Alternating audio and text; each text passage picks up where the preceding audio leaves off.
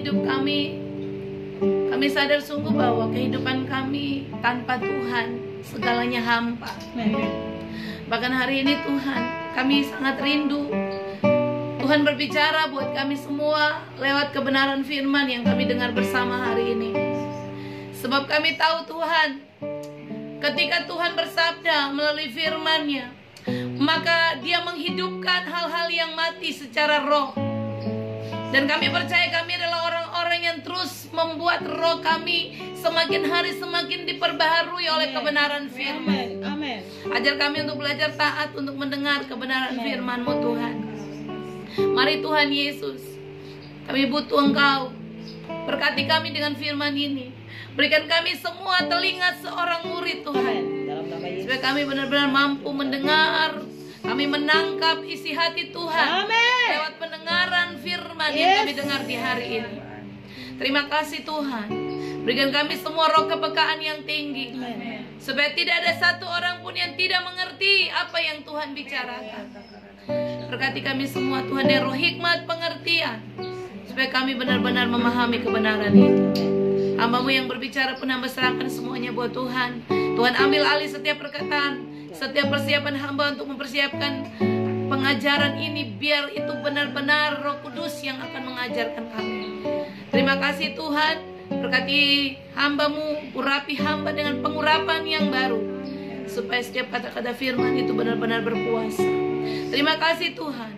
Ini doa dan ucapan syukur kami. Semua teman-teman kami yang mungkin dalam perjalanan ataupun yang sudah ada di tempat ini, kami doakan kami semua, biar kami diberkati.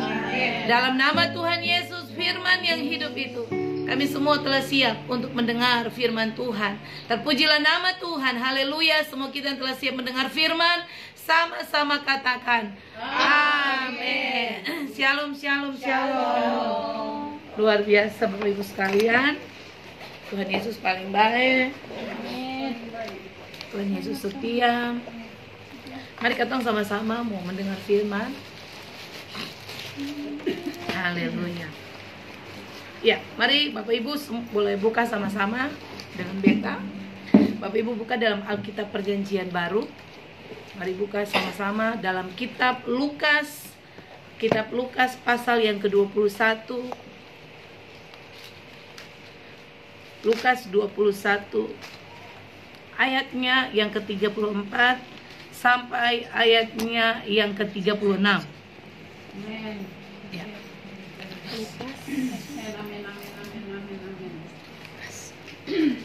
Lukas Bapak Ibu ya.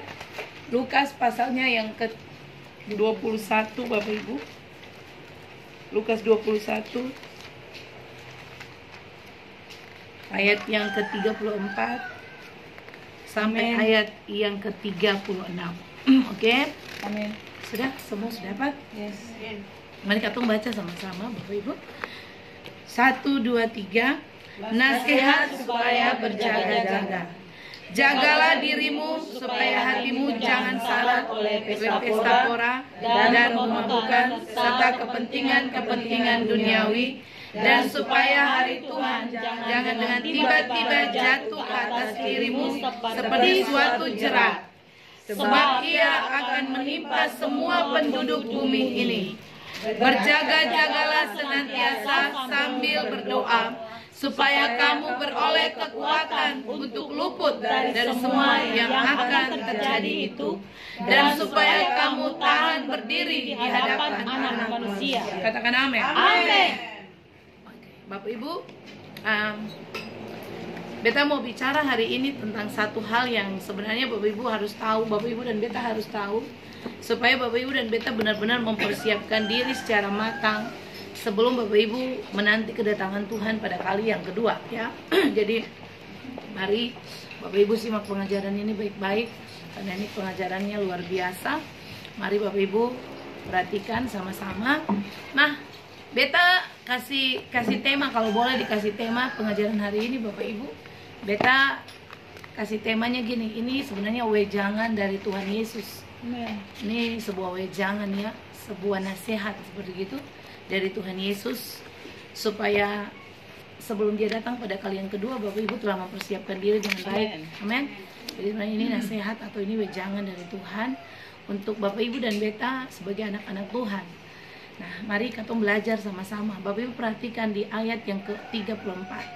Ayat 34, Bapak Ibu, nasihat ini Bapak Ibu, dia memulai dengan kata gini, jagalah dirimu supaya hatimu jangan syarat oleh pesta pora dan kemabukan serta kepentingan duniawi. Bapak Ibu sampai di situ, Bapak Ibu perhatikan sama-sama dengan beta. Bapak Ibu perhatikan, kalau Bapak Ibu baca Lukas pasal 21, mulai ayatnya yang pertama, Bapak Ibu, di balik Bapak Ibu punya itu, Bapak Ibu lihat Lukas pasal 1, coba lihat Lukas 21 maksudnya dari ayat yang pertama sampai kepada ayat yang Bapak Ibu baca. Bapak Ibu perhatikan, itu sebenarnya itu nasihat dari Tuhan Yesus. Dia sementara menasehatkan, bahkan kalau Bapak Ibu lihat di ayat yang ke-7, dia sedang memberitahukan tentang keadaan di mana dia akan datang. Tetapi sebelum dia datang pada kali kedua, dia sebenarnya memberitahukan satu rahasia bagi Bapak Ibu dan beta sebagai umat yang percaya, bahwa akan terjadi penderitaan, akan terjadi hal-hal yang mengerikan. Amin. Amin. Beta duduk pikir-pikir, Tuhan katong sangat hebat, karena waktu dia mau datang, dia sudah kasih Bapak Ibu kisi-kisi, warning. Yes. Amin. Amen. Bahwa dia akan datang, tetapi disertai dengan tanda-tanda alam. Makanya kalau Bapak Ibu baca, Bapak Ibu lihat di situ, dia bilang gini, akan terjadi gempa bumi, akan terjadi peperangan, akan terjadi kelaparan, apalagi akan terjadi penyakit sampar. Bapak Ibu lihat di situ. Bapak Ibu dan beta sudah masuk di dalam masa ini, katong sudah masuk. Bapak Ibu beta merasa firman Tuhan lagi digenapi, dan Bapak Ibu ingat baik-baik bahwa katong ini belum sampai di titik kelaparan. Jadi ingat-ingat ada banyak nubuatan dari hamba-hamba Tuhan. Tahun 2021 itu tahun dimana akan terjadi kelaparan, Bapak Ibu. Jadi ini firman Tuhan lagi digenapi. Nanti Bapak Ibu pulang tolong baca kembali dari pasal 21, itu mulai ayat 7. Bapak Ibu baca, Tuhan suka kasih tahu bahwa sebelum Tuhan datang, segala sesuatu harus terjadi. Tapi Alkitab bilang itu baru permulaan. Kalau pikir-pikir baru permulaan saja sudah bikin katong ketakutan, apalagi Bapak Ibu yang sesungguhnya datang, ya. Bapak Ibu, Alkitab Bapak Ibu baca, dia bilang gini, orang akan diburu, orang akan dimatikan dengan rasa takut. Dan ini semua Bapak Ibu akan terjadi menjelang kedatangan Tuhan pada kali yang kedua. Jadi ketika Bapak Ibu belajar tentang firman hari ini, katong akan belajar dari dia punya pasal yang ke-34. Di situ dia bilang jagalah dirimu. Bapak Ibu, mari kita kasih tahu. Kata jaga dirimu, Bapak Ibu, itu diambil dari kata Yunani. Dia pakai kata prosecho. Gitu ya? Prosecho. Prosecho itu Bapak Ibu tulisnya prosecho. Prosecho. Itu dari kata Yunani, Bapak Ibu. Jagalah dirimu. Dia dari kata itu, prosecho itu artinya begini, Bapak Ibu. Perhatikanlah dirimu, ya. Jadi dia bilang jagalah dirimu itu maksudnya gini. Perhatikanlah dirimu, Bapak Ibu. Berhati-hatilah, ya. Prosecho punya arti perhatikan dirimu, berhati-hatilah supaya kamu jangan bergabung dan mengabdikan diri terhadap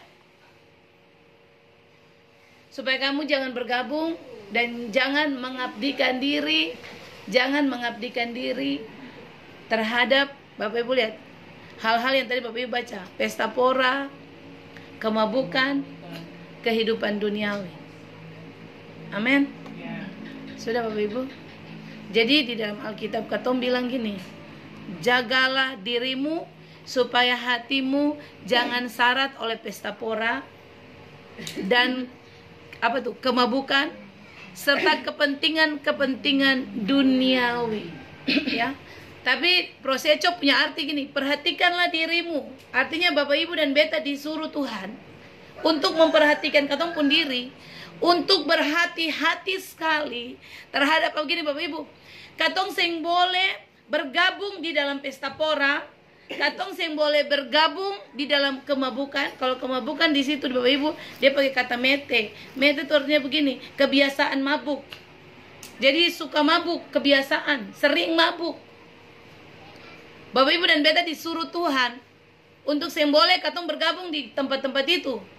Kemudian katong tidak boleh bergabung di dalam kehidupan dunia ini. Amin. Jadi itu kata proseco itu, ya, proseco itu punya arti itu. Dia tidak, katong yang boleh bergabung tidak boleh mengabdikan diri. Jadi Bapak Ibu, selain tidak boleh gabung, dia punya kata berikut begini, jangan mengabdikan diri. Nah, mari kita kasih tahu Bapak Ibu, kata mengabdikan diri itu sama dengan budak, hamba. Jadi kenapa sampai ayat ini bilang Bapak Ibu seng boleh jadi budak pesta pora, budak mabok, apalagi budak kehidupan duniawi ini. Ya, kepentingan duniawi. Alkitab bilang proseco itu bilang gitu Bapak Ibu, katong seng boleh bergabung juga seng boleh. Jadi kita merasa bahwa firman hari ini datang seng kebetulan. Kalau diantara Bapak Ibu yang masih suka pesta-pesta pora, sejak dengar firman ini, mari bertobat. Ya, karena ini tegas sekali. Kalimat ini kalimat sangat tegas. Jaga diri. Artinya seng boleh Bapak Ibu, hati-hati sekali. Seng boleh Bapak Ibu ada bergabung dengan orang-orang yang suka pesta-pesta. Amin. Masih ada yang suka pesta di sini?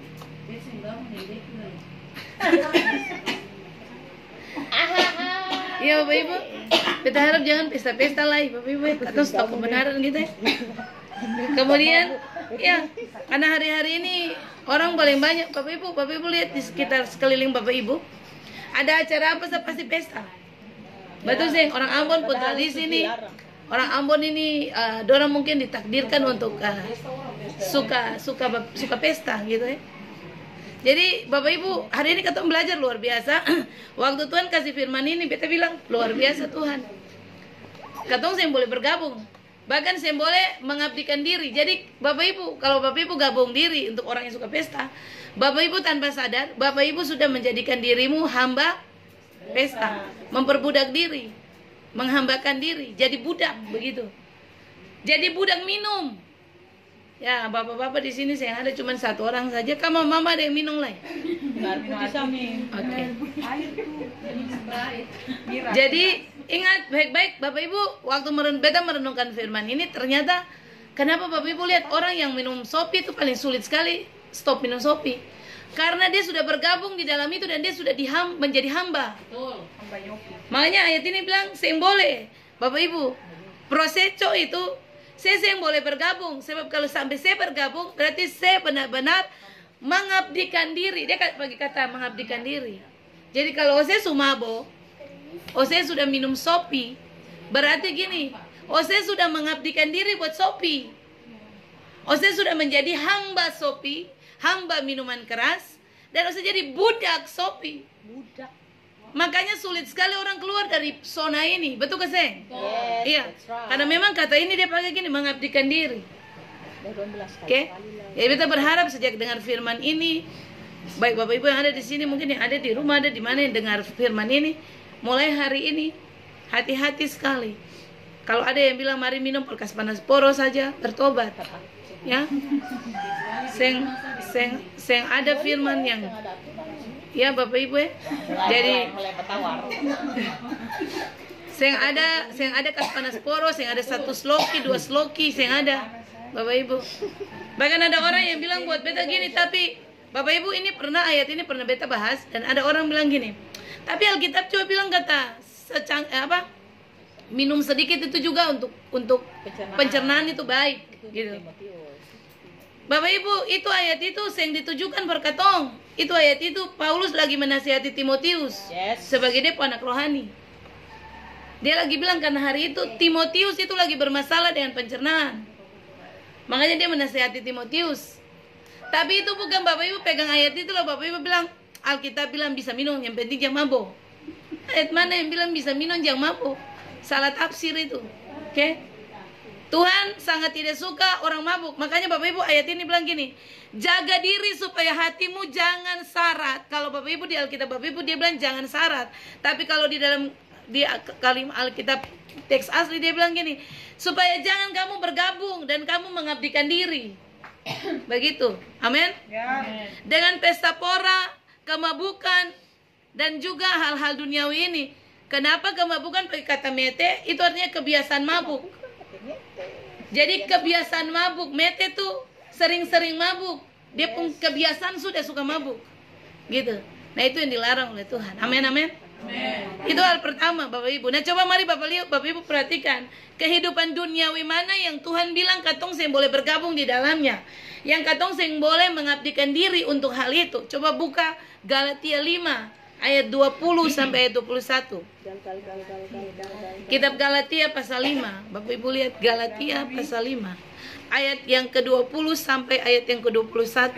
Penyembahan berhala, sihir, perseteruan, perselisihan, iri hati, amarah, kepentingan diri sendiri, percideraan, roh pemecah, kedengkian, kemabukan, pesta pora dan sebagainya. Terhadap semuanya itu kuperingatkan kamu seperti yang telah kubuat dahulu, bahwa barang siapa melakukan hal-hal yang demikian, ia tidak akan mendapat bagian dalam kerajaan Allah. Katakan amin. Bapak Ibu lihat ditegaskan di Galatia 5, amin. Tentang hal-hal duniawi, termasuk mabuk, termasuk pesta pora ada di situ saya Bapak Ibu? Ada. Jadi kalau sampai sekarang mabuk juga ada toh? Jadi sekarang kalau ada yang masih kaki baminya di pesta-pesta, bertobat. Ya. Bapak Ibu, beta cuma mau bilang ini firman paling tegas. Dia menegaskan, ingat di kalimat terakhir, semua itu tidak mendapat bagian dalam kerajaan Allah. Amin. Jadi ingat, anak Tuhan itu yang perlu pesta pora. Makanya kalau Bapak Ibu datang ibadah, Bapak Ibu lompat-lompat pesta di sini saja. Karena itulah yang Tuhan Yesus mau. Amin. Nanti kalau ibadah, katong sih mau melompat. Nanti kalau pesta, katong kaki baminya. Lompat sana, lompat sini, katreji sana, katreji sini. Seperti begitu ya Bapak Ibu ya. Jadi dengar firman ini baik-baik, Bapak Ibu lah pulang. Lah katong mulai bikin akang. Nah mari Bapak Ibu beta soroti ada satu kalimat di situ, ada satu kata di situ yang katong perlu tahu bersama. Kalau Bapak Ibu baca mulai dari ayat 20 penyembahan berhala, itu hal-hal itu Bapak Ibu sudah tahu. Tapi beta mau bicara tentang ada kata satu di situ namanya sihir. Sihir. Ya. Nah, Bapak Ibu lihat sihir di situ? Ya. Sihir di situ, Bapak Ibu, itu dari kata Yunani. Bapak Ibu dia pakai kata gini, pharmakeia. Pharmakeia. Pharmakeia. Dari Bapak Ibu pernah dengar kata farmasi? Ya. Oke, pharmakeia, farmasi. Bapak Ibu lihat kata sihir di situ sebenarnya bukan kata belajar ilmu. Tapi kata pharmakeia arti gini, orang yang suka minum obat kalau dia sakit. Jadi dia pun hidup tergantung di obat. Iya ya Bapak Ibu. Jadi kalau Bapak Ibu kepala sakit ingat obat, gigi sakit ingat obat, segala sakit Bapak Ibu obat-obat. Bapak Ibu dikategorikan tukang sihir. Iya ini Bapak Ibu, beta waktu baca ayat ini, pikiran sihir itu kayak Bapak Ibu pikir mantra, Bapak Ibu pikir pegang tali kaeng, Bapak Ibu pikir Bapak Ibu pegang ilmu-ilmu begitu, salah. Orang yang tergantung dengan obat itu dikatakan pharmakeia. Itu dia dikategorikan tukang sihir. Amin, amin. Jadi mulai hari ini kepala sakit sadiki apa sadiki obat bertobat. Karena itu saya mendapat bagian dalam kerajaan Allah. Betul Bapak Ibu? Bapak Ibu sudah dengar firman ini? Tuhan mau supaya Bapak Ibu benar-benar terlepas dari hal-hal duniawi. Karena ingat baik-baik pharmakeia dari kata farmasi. Makanya obat-obatan tuh identik dengan farmasi kan? Ilmu farmasi, orang belajar farmasi itu belajar obat-obat. Padahal itu Bapak Ibu, itu bukan farmasi, itu bukan, itu sihir. Itu artinya ini suka tergantung dengan obat-obat. Minum obat setiap waktu, konto saja minum obat. Konto sakit minum obat. Nah, itu dikatakan pharmakeia. Jadi hari ini dengan firman ini lalu pulang yang suka tergantung dengan obat-obat itu bertobat. Bilang kiri kanan bertobat. Ya. Ya. Oma, dengar air putih 1 gelas saja. Amin. Ya, itu dokter bilang, Kil. Tapi Alkitab saya bilang begitu. Iya. Artinya kalau darah tinggi, Bapak Ibu ambil air putih, Bapak Ibu doa. Tuhan itu bisa menyembuhkan Bapak Ibu sakit apa saja. Amin. Tergantung Bapak Ibu punya iman. Ya. Jadi kalau Bapak Ibu sudah dengar firman ini, tolong sampaikan di luar sana. Jangan apa-apa sedikit obat, apa-apa sedikit obat. Bapak Ibu tukang sihir. Gitu. Jadi kesampaikan ya Bapak Ibu ya. Jadi itu hal-hal duniawi yang Tuhan saya mau Bapak Ibu dan beta lakukan. Ya, oke. Itu yang katong harus lakukan. Hal pertama itu, jagalah dirimu. Artinya perhatikan diri baik-baik. Supaya jangan katong bergabung dengan pesta pora, jangan katong bergabung dengan hal-hal kemabukan, jangan bergabung dengan dunia ini. Lalu jangan mengabdikan diri kepadanya. Mari katong pindah di poin kedua. Bapak Ibu, yang berikut Alkitab bilang begini di dalam yang Bapak Ibu baca tadi, Lukas bilang begini Bapak Ibu, coba perhatikan ayat yang ke-36. Ayat ke-36 dia bilang begini, berjaga-jagalah senantiasa sambil berdoa. Nah Bapak Ibu mari kita kasih tahu, supaya Bapak Ibu tidak mengalami hal-hal yang buruk waktu Tuhan datang. Tuhan ingatkan Bapak Ibu supaya berjaga-jaga dan berdoa senantiasa. Kata berjaga-jaga itu dari kata Yunani agrupneo. Agrupneo, bukan agupneo, agrupneo. Agrupneo itu artinya gini Bapak Ibu. Jangan tidur. Oke? Bangunlah, waspadalah. Agrupneo. Agrup. Biasa tulis biasa. Agrupneo punya arti begini. Jangan tidur, bangunlah, waspadalah. Sambil berdoa, ya, karena di situ dia bilang berdoa, sambil berdoa kan? Berjaga-jagalah. Jangan tidur, bangunlah, waspadalah. Sambil berdoa, ya. Kata berdoa itu dari kata Yunani deomai. Deomai itu punya arti ikat dirimu dengan Tuhan. Amin. Deomai itu begini, ikat pun diri dengan Tuhan. Gitu. Ikat dirimu dengan Tuhan. Itu deomai. Jadi berjaga-jagalah sambil berdoa lah punya arti gini, Bapak Ibu dan beta disuruh Tuhan supaya ketika Tuhan datang Bapak Ibu dan beta tetap berjaga-jaga. Bapak Ibu dan beta tidak boleh tidur. Kata tidur di situ bukan kata yang tidur setiap hari, bukan. Maksudnya gini, punya kesiapan, punya sikap waspada, siap sedia, seperti itu. Oke, bangunlah, waspadalah gitu. Karena Bapak Ibu yang tahu kapan hari Tuhan bisa datang. Amin, amin. Tuhan kasih ingat begitu. Selain dia tadi kasih ingat dia boleh gabung dengan pesta pora dan segala hal-hal duniawi itu, dia bilang begini, berjaga-jaga lalu berdoa. Artinya begini, bangun, saya boleh tidur, waspada, sambil ikat diri dengan Tuhan. Amin. Beta mau bilang gini, waktu Bapak Ibu mengikat diri dengan Tuhan, Bapak Ibu dan beta sulit sekali untuk dihancurkan. Amin. Karena Bapak Ibu kata mengikat, ikat itu berarti ada kesatuan. Kalau Bapak Ibu punya sapu lidi, kalau satu saja bisa gampang dipatah. Tapi kalau sudah di beberapa banyak, lalu Bapak Ibu mengikat sapu itu, kalau Bapak Ibu patah sapu itu sulit untuk dipatah. Sama, Tuhan bilang gini, sambil saya berjaga-jaga tapi saya mesti berdoa lagi. Artinya gini, saya mesti ikat saya pun diri dan beta. Amin, amin. Tuhan suruh ikat diri. Kata itu, tadi itu. Deomai ikat dirimu dengan beta. Mengapa Tuhan suruh Bapak Ibu dan beta ikat diri?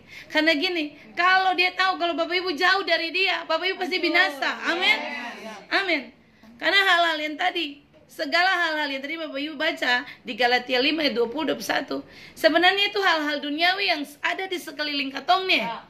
Kapan saja dia bisa datang. Makanya Tuhan bilang ikat diri dan beta supaya Ose bisa terhindar dari hal-hal dunia itu. Ose yang jadi tukang sihir, Ose yang sakit sadiki minum obat, Obat. Ikat diri dengan Tuhan. Supaya oses yang apa? Tadi coba Galatia. Tadi baca Galatia. Tadi Galatia, tolong lihat Galatia ulang. Galatia 5 ayat 20. Perbuatan daging telah nyata, yaitu percabulan, kecemaran, Ya, hawa sampai nafsu, persatu-satu. penyembahan berhala, Percabulan, kedengkian. satu-satu maksudnya. Oh. Percabulan. Ikat dirimu dengan Tuhan supaya Bapak Ibu terhindar dari roh-roh percabulan. Amin. Itu maksudnya itu. Kemudian Kecemaran. ikat diri dengan Tuhan supaya Bapak Ibu terhindar dari kecemaran, Yes, hawa nafsu. hawa nafsu, apalagi Penyembah berhala. penyembahan berhala, sihir.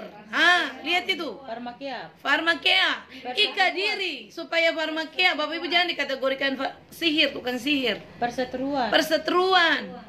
Perselisihan. Ya, coba Bapak Ibu perhatikan, orang yang seikat diri dengan Tuhan, dia sangat mudah sekali bisa terprovokasi, lalu dia bisa punya banyak masalah, punya musuh di mana-mana. Karena gini, saya mengikat diri dengan Tuhan. Amin. Makanya Tuhan Yesus bilang di dalam kitab Yohanes, dia bilang gini, akulah pokok anggur yang benar. Dia bilang begini, kalau Bapak Ibu di luar dia, saya yang bisa berbuah. Ya. Tuhan itu pokok anggur, katong adalah carangnya. Dia bilang Bapak Ibu harus tinggal di dalam dia supaya bisa berbuah. Maksudnya itu, ikat diri dengan Tuhan supaya Bapak Ibu bisa terhindar dari hal-hal itu lalu berbuah. Katakan amin. Amin. Sampai di sini katong semua bisa paham ya? Amin. Jadi kata itu dia pengarti itu. Berjaga-jagalah dan berdoalah. Oke? Bangun, jangan tidur, waspada. Lalu ikat diri dengan beta, dengan Tuhan, supaya Bapak Ibu terhindar dari segala hal-hal dunia ini. Itu kedua, Bapak Ibu. Nah, yang terakhir katong belajar dari firman yang katong baca hari ini. Bapak Ibu perhatikan sama-sama dengan beta. Yang terakhir dia bilang begini, coba Bapak Ibu baca ayat yang berikut. Luput dari semua yang akan terjadi itu supaya kamu tahan, supaya kamu beroleh kekuatan untuk luput dari semua yang akan terjadi itu, dan supaya kamu tahan berdiri di hadapan Anak Manusia. Amin. Supaya kamu tahan berdiri di hadapan Anak Manusia. Amin. Nah, Bapak Ibu, Tuhan suruh Bapak Ibu dan beta melakukan hal-hal yang tadi beta bilang. Tujuannya adalah gini Bapak Ibu, supaya gini, kata supaya kamu, Bapak Ibu, dia pakai kata gini, dia pakai kata katisteo. Katisteo itu kata Yunaninya katisteo. Oke? Iya. Katis pakai K. Iya, katis sama CHUO. Katis CHUO. Ya, katis CHUO. WO. CHUO. UO. Katis syuo. Ya, katisju. Ya, Bapak Ibu. Tuhan bilang gini, Bapak Ibu berjaga-jaga, Bapak Ibu bangun dari tidur, Bapak Ibu jangan tidur, Bapak Ibu tetap waspada.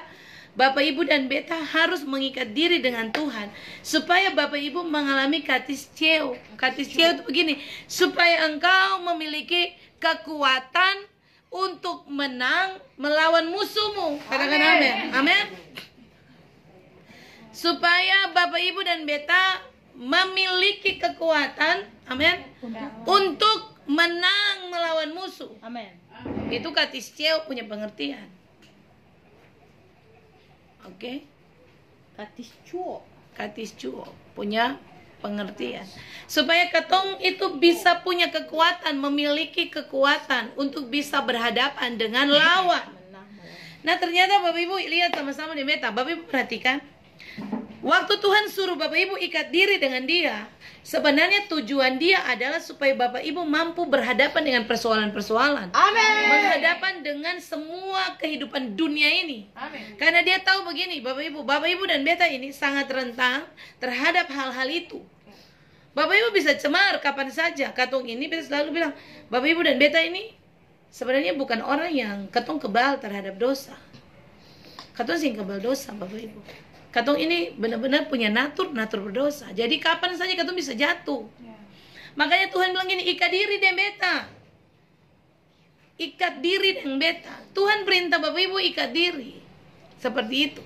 Jadi kenapa Bapak Ibu dan beta perlu belajar supaya Bapak Ibu mengerti, lalu mari tiap hari bangun hubungan dengan Tuhan. Amin. Mengikat diri. Orang berdoa ternyata dia punya kata itu, dia mengikat diri Bapak Ibu. Jadi ketika Bapak Ibu berdoa, Bapak Ibu sedang mengikat diri dengan Tuhanmu. Amin. Bapak Ibu punya keterikatan secara khusus dengan Tuhan. Makanya kenapa kita bilang orang yang suka dalam hadirat Tuhan, orang yang punya hubungan dengan Tuhan, Tuhan kasih tahu banyak hal buat dia. Itu karena keterikatan itu. Karena dia telah mengikat diri dengan Tuhannya. Jadi kita percaya Bapak Ibu semua yang hari-hari ini, mari belajar untuk mengikat diri dengan Tuhan. Amin. Ya, Tuhan mau ketong melakukan itu Bapak Ibu. Kemudian coba Bapak Ibu lihat kata berikut. Selain Bapak Ibu punya kekuatan, di situ dia bilang begini, supaya kamu luput. Ada kata luput di situ? Ya, Bapak Ibu, kata luput dia punya kata Yunaninya gini, ekpeheo, ekpeheugo, kata ek biasa, heugo, ekpheugo,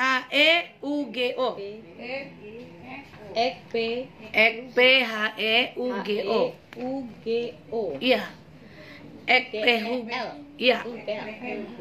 Ekpehugo. Dia punya arti gini Bapak Ibu. Tuhan bilang gini, Bapak Ibu ikat diri dengan dia supaya Bapak Ibu dan beta itu dapat melarikan diri dari semua kekuatan dunia ini. Amin. Amin. Jadi ternyata kata orang, ketika katong mengikat diri dengan Tuhan, ini yang katong alami Bapak Ibu.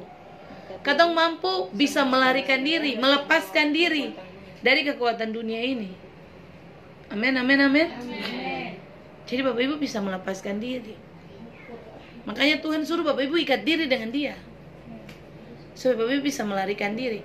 Kita duduk pikir-pikir, renungkan kata melarikan diri. Mengapa kita pakai kata supaya katong bisa melarikan diri? Karena gini Bapak Ibu, kehidupan duniawi ini dia mengikat orang. Kalau orang sudah punya hobi kebiasaan pesta, itu mengikat dia. Kalau orang sudah punya kebiasaan suka mabuk, itu mengikat, tadi beta bilang. Makanya Tuhan bilang ikat diri dan beta supaya saya bisa melarikan diri dari hal-hal itu. Amin. Ya. Ini susah yang jadi langsung habis.